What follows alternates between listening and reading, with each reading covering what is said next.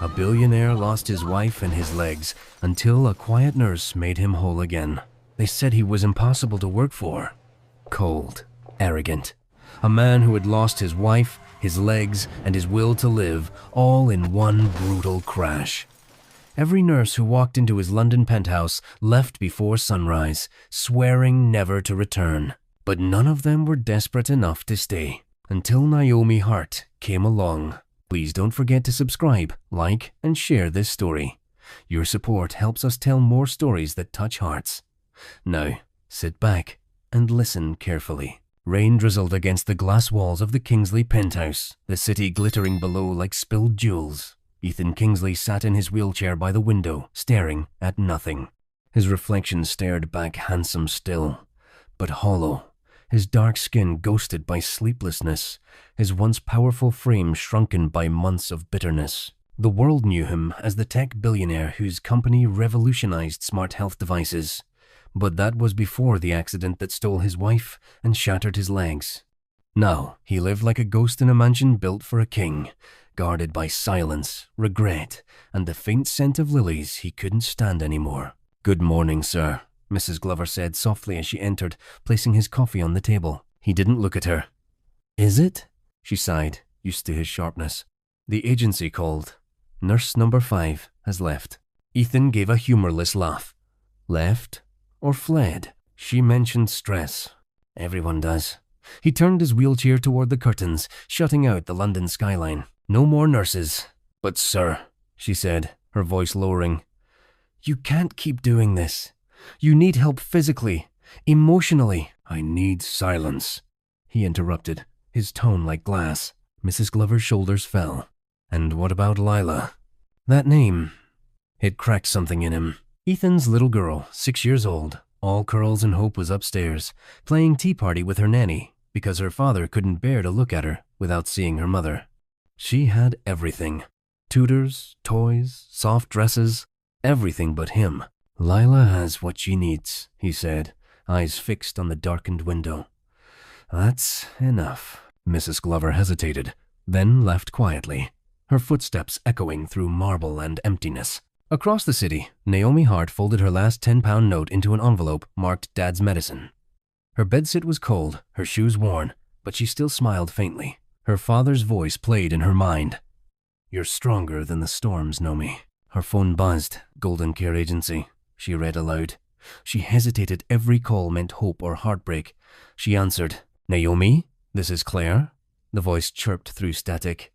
"We have a placement live-in. Urgent. You'd start tomorrow if accepted." "Where?" "West Kensington. Private client. Mr. Ethan Kingsley." Naomi blinked. "The billionaire?" "The same." "You'll earn more in 1 month than in 3 combined shifts at the hospital." "That sounds good." "It's also risky," Claire warned. "He's fired 5 nurses in 2 months. Some say he's cruel. Others say he's broken. Either way, no one lasts." Naomi glanced at the photo of her father smiling weakly from his hospital bed. "Send me the address," she said softly. "I'll take it." Back in the penthouse, thunder rolled above London. Ethan poured whiskey into his coffee, ignoring the trembling in his hands. Somewhere upstairs, Lila's laughter floated through the halls, a soft, beautiful sound that only made the silence afterward heavier. He didn't know that by tomorrow, a quiet young woman with tired eyes and too much courage would walk through his door, and nothing in that cold, hollow house would ever be the same again. The rain had stopped by dawn, but the sky over London was still bruised grey. Naomi Hart stood in front of the massive glass tower that housed the Kingsley penthouse, clutching the strap of her worn handbag. The building was so tall it seemed to slice through the clouds. She caught her reflection in the glass doors, tired eyes, trembling hands, and a cheap umbrella that had seen better days. She inhaled. "You've worked in worse hospitals," she told herself. "He's just a man." But deep down, she knew that wasn't true. Ethan Kingsley was not just a man. He was a name whispered in both admiration and fear. The billionaire who built a tech empire before turning 35. The widower who hadn't smiled since the night his car spun through rain and fire. The man who made nurses quit before they unpacked their bags. Still, Naomi pressed the elevator button. She didn't have the luxury of fear. Her father's medical bills were piling up. Her scholarship had expired. She needed this job like she needed air. When the elevator doors opened on the 12th floor, she stepped into silence thick enough to hear her own heartbeat. The penthouse stretched wide in white cold marble floors, expensive art that looked too sad to hang anywhere else. A woman in her 50s, efficient and polite, met her with a clipboard. "Miss Hart, I'm Mrs. Glover, the house manager." Naomi nodded. "Good morning." "You may find that optimism short-lived," Mrs. Glover said under her breath, then sighed. "Mr. Kingsley is particular. Don't take his words personally. He fires out of habit now." "I don't intend to give him a reason," Naomi replied softly. Mrs. Glover gave a half-smile, the kind that said, "We'll see," and led her into the living area. There he was. Ethan Kingsley sat near the window again, dressed in a crisp black shirt and grey trousers, his wheelchair positioned like a throne facing the world he refused to join. He didn't look up as they entered. The glow of his laptop painted his face in cold light, the kind that belonged to a man who'd forgotten how to live in sunlight. "Mr. Kingsley," Mrs. Glover said carefully. "This is Miss Naomi Hart, your new private nurse." Silence. Ethan didn't move, didn't blink, just scrolled through whatever file sat on his screen. "Mr. Kingsley." Mrs. Glover tried again. Finally, he spoke. "How long did the last one last, Mrs. Glover?" 2 days, sir." Ethan's lips twitched into something close to a smirk. "Then let's set a record, shall we?" He turned his head slightly, his eyes sharp, dark, and tired, finally landing on Naomi. "You can drop the timid act. I don't need another therapist pretending to fix me." Naomi straightened her shoulders. "I'm not here to fix you, sir. I'm here to do my job." That earned her a raised eyebrow, the faintest flicker of surprise. "We'll see how long that conviction lasts." She smiled, small but firm. "As long as I'm paid, I'll last." Mrs. Glover's breath caught, but Ethan laughed. Actually, laughed. It was dry and low, but real. "Finally," he said, turning back to his screen. "Someone who tells the truth." Naomi stood quietly, waiting. She noticed the photos on the shelf behind him. A woman with warm eyes holding a little girl. The edges of the frame were smudged, like someone couldn't decide whether to keep touching it or throw it away. Ethan caught her glance. His voice cut like a blade. "Don't touch those." "I wasn't going to," Naomi said gently. "Good. That's rule number 1. Rule number 2. Don't tell me what's good for me." "And rule number 3? She asked. "Don't ask personal questions." She nodded. "Understood." Mrs. Glover gave Naomi a quick look of warning before retreating. Now, it was just them, the broken billionaire, and the nurse who couldn't afford to leave. For a moment, silence pressed in again, and Naomi thought she heard faint laughter from the hallway. A child's laughter. "Is that your daughter?" she asked, before she could stop herself. Ethan's expression froze. "You just broke rule number 3. I'm sorry, I didn't mean." He wheeled around suddenly, eyes flashing. "She doesn't need your pity. She has everything she needs." Naomi didn't flinch. "Except her father," she said quietly. That stopped him. His jaw clenched. The air between them thickened. "Careful, Miss Hart," he warned, his voice low. But Naomi didn't apologize this time. She just met his gaze steadily, not as an employee, but as a woman who'd seen pain before. And for a heartbeat, something unreadable passed between them. Ethan turned away first. "You start tomorrow.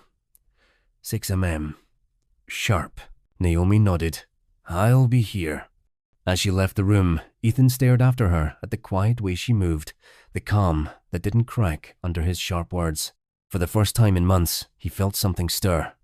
Not comfort, not peace, but something dangerously close to curiosity. Upstairs, Lila peeked from behind the stair railing, clutching her teddy bear. "Daddy," she whispered to herself, smiling softly. "I like her." Naomi's first day in the Kingsley penthouse felt like walking through a storm that never stopped raining. The morning began with silence, heavy, watchful silence, and then came the thunder. "Not like that," Ethan barked from across the living room as she arranged his medication tray. "The blue one before the white, always." "I read the schedule you left, sir," Naomi replied evenly, keeping her voice calm. "You switched them yesterday." He glared. Are you suggesting I don't know my own routine? I'm suggesting you made a human mistake, she said softly. The wheelchair screeched against the marble as he turned abruptly. Don't patronize me, Miss Hart. All day it went on like that. Every instruction questioned, every effort dismissed, every small kindness thrown back in her face. When she brought him breakfast, he said she'd over-toasted the bread. When she offered to help him into the therapy harness, he refused and accused her of pity. When she suggested opening the blinds for light, he snapped that she wasn't paid to redecorate his pain. Mrs. Glover gave her sympathetic glances, but Naomi waved her off. She had learned a long time ago that the angriest people were often the most wounded. By the time she went to bed that night, her shoulders ached and her eyes burned, but she didn't quit. Not this time. She needed the money, yes. But more than that, something about the sadness in that house wouldn't let her walk away. The next morning, when the elevator chimed and Naomi stepped out in her clean uniform, Ethan was sitting by the window again, coffee in hand. He looked up, genuinely startled. You came back. Naomi smiled faintly. I said I would. He leaned back, studying her. You're either brave or foolish. Both, probably, she said lightly, moving past him toward the kitchen. For a man used to control, her calmness was disarming. He wasn't used to people who didn't flinch when he snapped. He wasn't used to anyone who stayed. But what shook him more came later that afternoon. He had been in his office, reviewing a proposal his assistant emailed, when laughter drifted through the hallway. High, pure laughter, the kind he hadn't heard in months. Lila's laughter. Ethan turned his wheelchair toward the sound and followed it into the garden. There, on the patch of green overlooking the Thames, Naomi sat cross-legged with his daughter. They were surrounded by crayons and paper crowns. Lila's tiny hands were smeared with glitter and joy. For a moment, something warm tugged at his chest, then pride smothered it. What is going on here? He snapped. Naomi looked up, startled but not afraid. Just some drawing.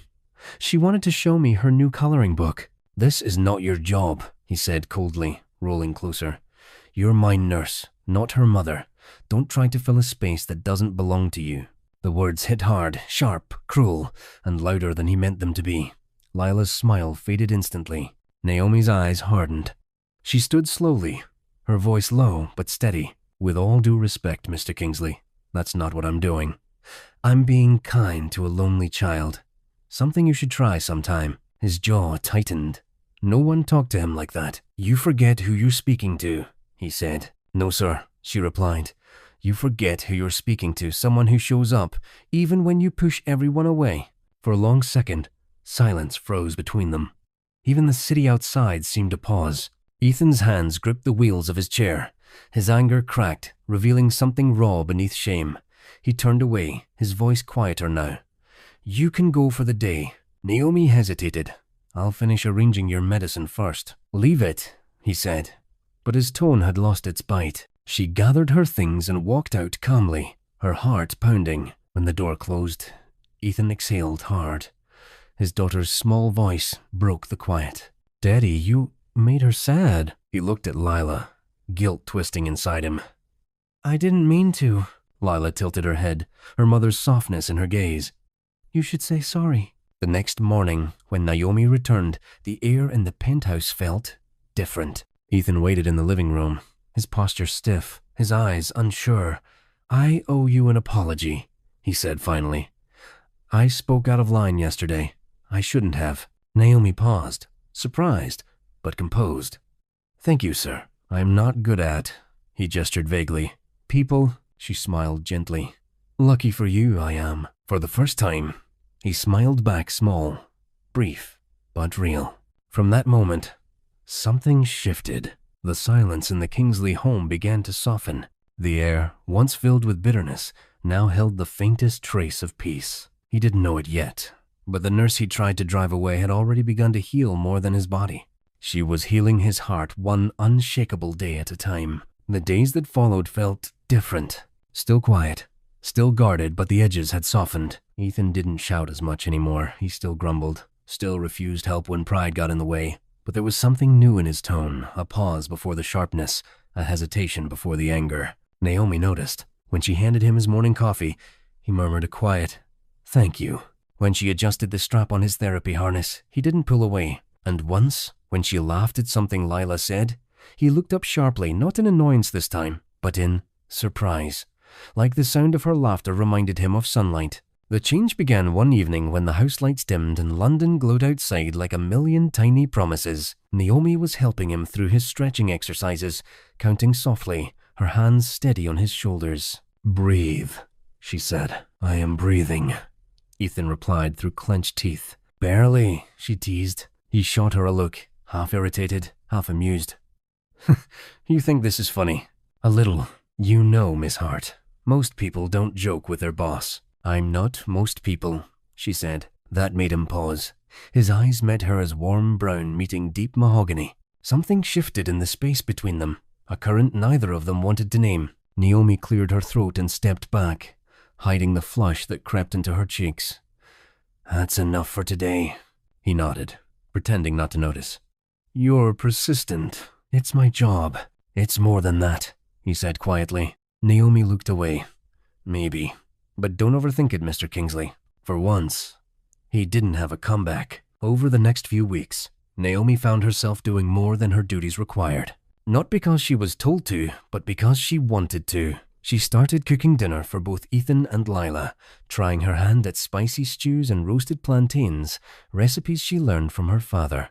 Lila loved them, often running to show her father what Miss Naomi had made. One evening, when Naomi served the food, Ethan hesitated before taking a bite. He'd lived on bland meals and silent dinners for months. But when the flavors hit his tongue, something inside him stirred a memory of warmth, of laughter around a table, of a woman he once loved who used to hum while she cooked. He looked up. Naomi was smiling at Lila, helping her cut her food. For a moment, he let himself watch. Her kindness wasn't loud. It wasn't forced. It just was the kind that healed quietly, without asking for thanks. Later that night, after she'd left the dining room, Ethan sat alone, staring at the empty plates. The silence didn't hurt as much anymore. One rainy afternoon, Lila convinced Naomi to help her build a pillow fort in the living room. They were laughing, crawling under a canopy of blankets, when Ethan wheeled in, eyebrow raised. "What on earth is this?" "A castle," Lila said proudly.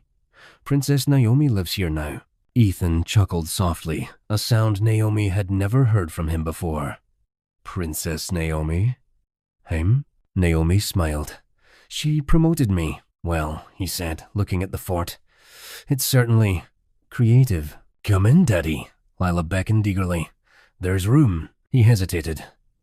"I don't think." Naomi interrupted gently, her voice playful but kind. "Oh, come on, Mr. Kingsley. Even kings visit castles sometimes." For a second, he froze, the invitation in her tone landing deeper than she intended. Then, awkwardly, he rolled forward, letting his daughter place a tiara on his head made of paper and tinsel. Lila giggled uncontrollably. Naomi laughed, her eyes lighting up. And for the first time in a very long while, Ethan Kingsley laughed too, really laughed. Not the sharp, hollow sound of sarcasm, but a deep, full laugh that reached his eyes. Something inside Naomi ached at the sight, joy mixed with sorrow, hope stitched to heartbreak. Later that night, when the house had gone quiet and Lila was asleep, Naomi walked toward the door with her coat. "Naomi," Ethan called softly. She turned. "Thank you," he said. His voice was low, sincere. "For everything today," she smiled. "You're welcome, Mr. Kingsley." He hesitated. "Ethan," he corrected gently. "When it's just us, call me Ethan." Naomi's breath caught for half a second. "All right then, Ethan." The way she said his name, soft, unafraid, lingered in the air long after she left. And as he sat there, staring at the door she'd just walked through, Ethan realized something that both terrified and comforted him. He was beginning to feel again. The days melted into weeks, and somewhere between routine and laughter, the walls Ethan had built around his heart began to crumble. He didn't notice it at first, how Naomi's presence filled the penthouse with something other than silence. How the mornings didn't feel so heavy when he knew she'd walk in with that soft, "Good morning, Ethan," and a smile that made the air less cold. Even Lila noticed. "Daddy smiles more now," she whispered to her nanny one afternoon. "Because Miss Naomi makes the house happy." And she was right. Naomi's calm had become the quiet rhythm of their days, the kind of peace Ethan never thought he'd feel again. One afternoon, the rain poured endlessly over London. The city looked blurred through the glass walls, like a painting smeared by tears. Ethan sat in his study, watching the drops trace crooked paths down the window. His mind wandered not to meetings or contracts, but to memories he usually buried. The night of the accident, his wife, Amelia, laughing beside him, her hand resting on his arm. The screech of tires, the crash, the silence after. He'd woken in the hospital days later to learn that she was gone and that he'd never walk again. The pain that followed wasn't physical. It was the hollow kind that eats you from the inside out. He hadn't spoken to anyone about it since, until that day. Naomi walked in quietly with his tea, her voice gentle. "You skipped lunch again." He didn't respond. His eyes were still on the rain. Naomi set the tray down.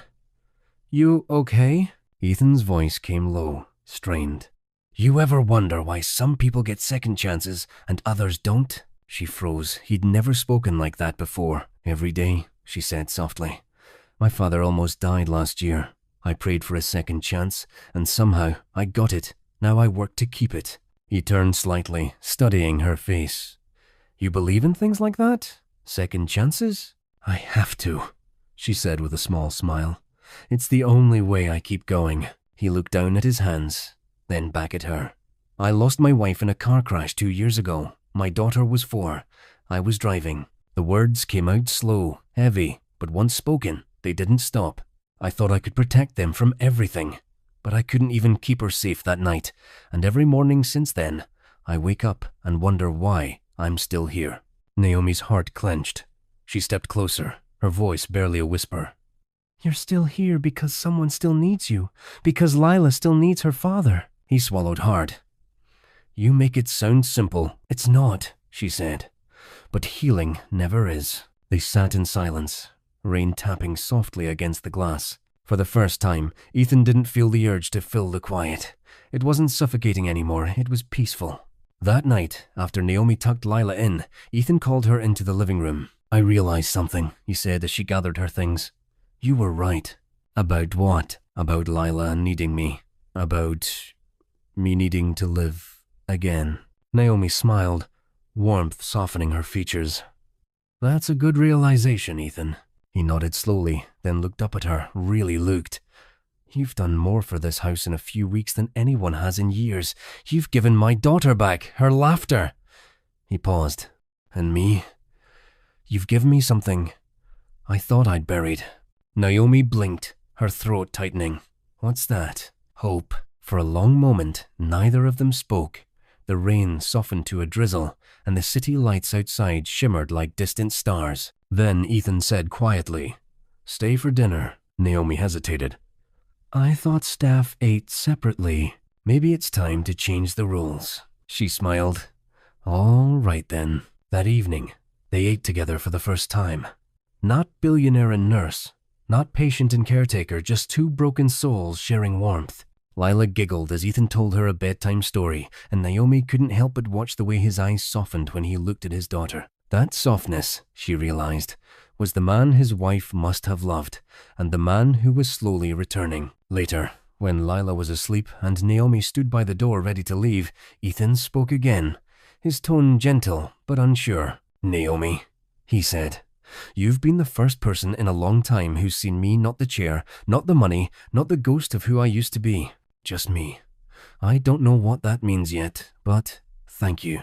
Naomi's heart fluttered. She smiled softly. "You don't need to know what it means, just don't lose it." He nodded, eyes lingering on her.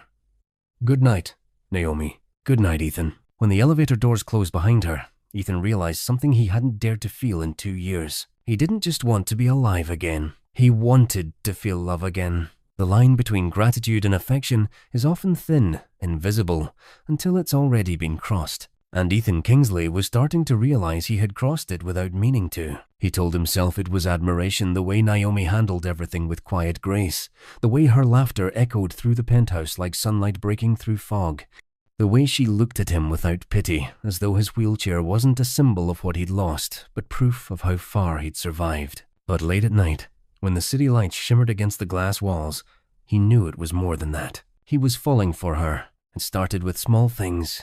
He began to wait for her knock each morning, He'd hear her soft footsteps down the hall and find himself straightening his shirt, pretending it didn't matter. When she laughed with Lila, he'd listen from the other room, smiling without realizing it. And when she wasn't there when she left for the evening, the silence felt heavier than it used to. One Saturday afternoon, Ethan found her in the garden, helping Lila plant flowers in small clay pots. Her curls danced in the breeze, her laughter gentle and warm. Lila squealed with joy as Naomi showed her how to press soil around the roots. Ethan couldn't stop watching. There was something healing about the sight, something that made his chest ache in the best way. Naomi glanced up and caught him staring. Their eyes met. Neither looked away. She smiled, and something inside him cracked wide open. That evening, after Lila went to bed, Naomi lingered by the window, writing in her small notebook. "What? Are you always writing in there?" Ethan asked, rolling closer. "My nursing notes," she said with a grin. "And sometimes, my thoughts." "About me?" he teased gently. "Sometimes," she admitted, surprising him. "Usually about the day, about how people carry pain in silence, how sometimes silence says more than words." Ethan looked at her for a long moment. "You're not like anyone I've ever met, Naomi. Good, different, or bad different," he smiled. "The kind that makes you forget what life was like before." Her heart skipped. She looked away quickly, pretending to tidy the tray on the table. "Careful, Ethan.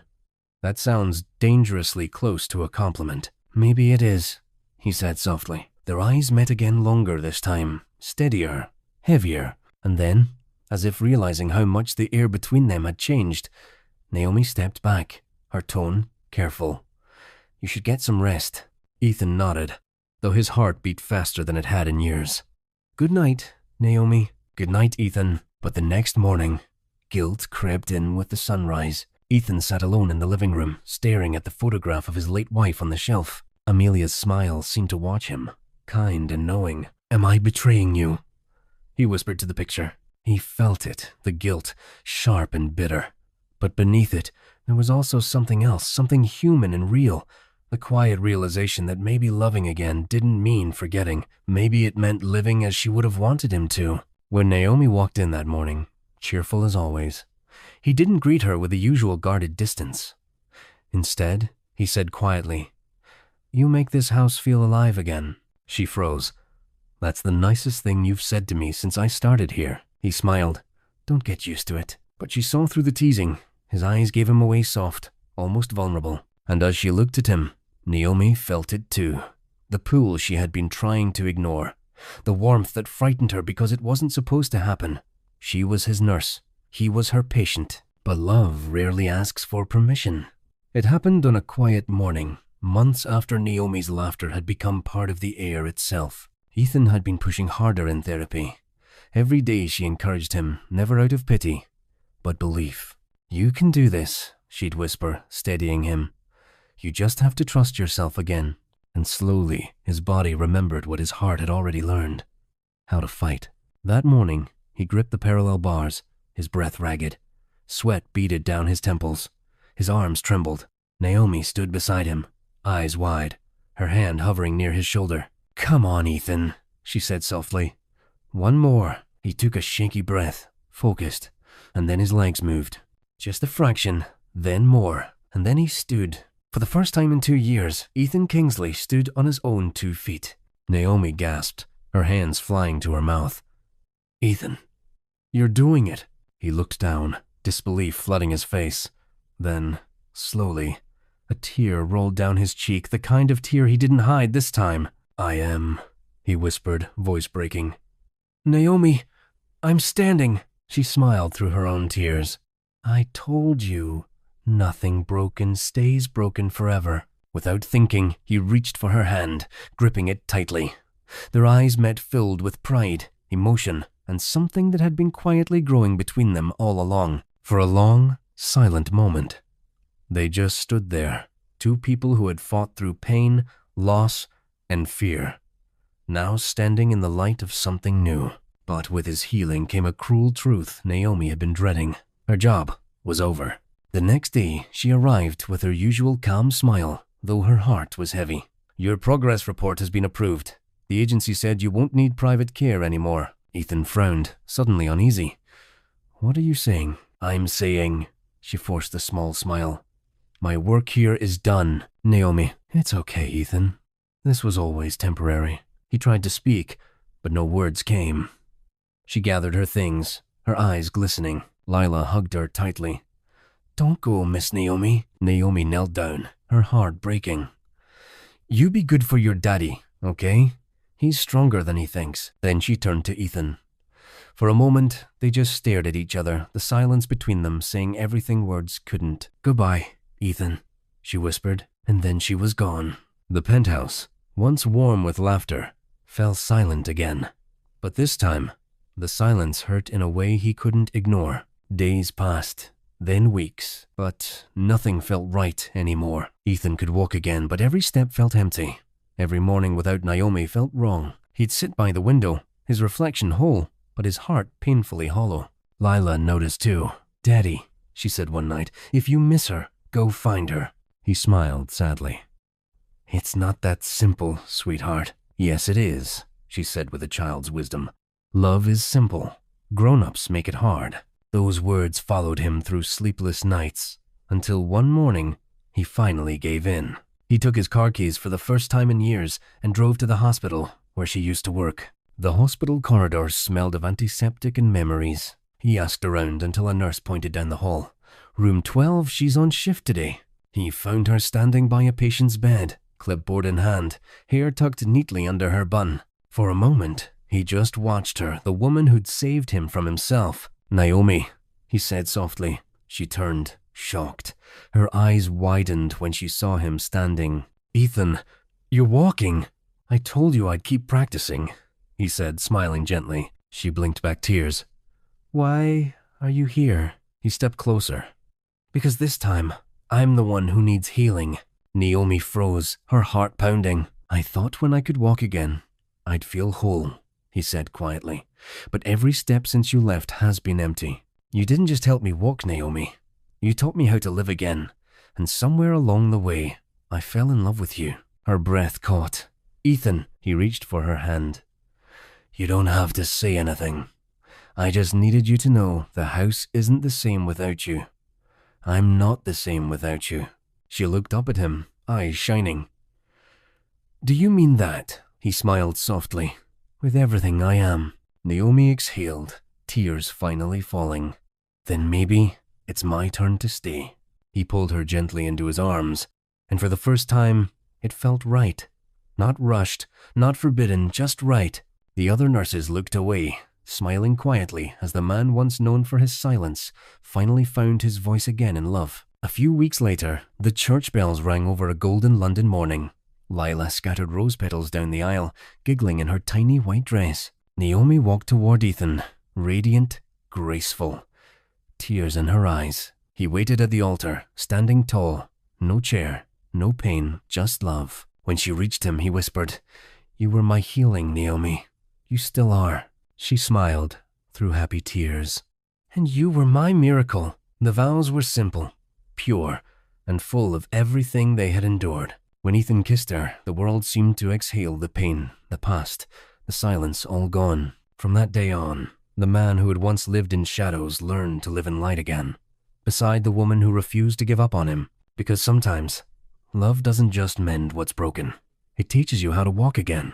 The end. Did you enjoy this story? Kindly let us know where you are watching from. Don't forget to subscribe to this channel. Thank you so much for watching.